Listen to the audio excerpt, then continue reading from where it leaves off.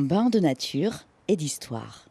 L'ancien monastère, fondé au XIe siècle, doit son renom à Pierre de Ronsard, le prince des poètes et le poète des princes. Il a passé ici les 20 dernières années de sa vie, entouré de roses et de plantes, au cœur de son œuvre.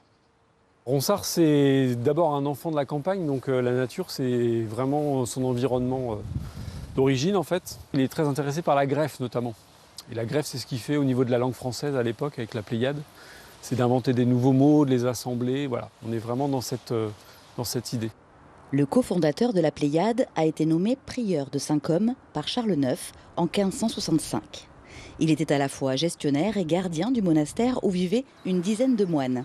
Il consacrait chacune de ses matinées à l'écriture. Là, on est dans la pièce de travail de Pierre de Ronsard. C'est là où il composait ses vers. Ce qu'on sait, c'est que sans doute le prieuré lui a été confié par le roi Charles IX en échange de l'écriture d'une œuvre qui s'appelle la Franciade, qui est une sorte d'histoire de France en vers. C'était une pratique assez courante à l'époque d'essayer de conter l'histoire de France comme ça en poésie. Et Ronsard le fait en inventant un héros qui s'appelle Francus. Pierre de Ronsard n'a vécu ici que 20 ans. Pour certains visiteurs, comme cet habitué, le prieuré Saint-Côme est bien plus que la dernière demeure du poète.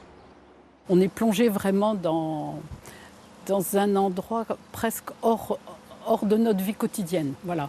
Et je conseillerais à tout le monde de prendre la carte qui permet d'entrer quand on veut pour venir bouquiner, se promener, tout ça. Ce havre de paix, au doux parfum de rose, attire chaque année entre 20 et 25 000 personnes.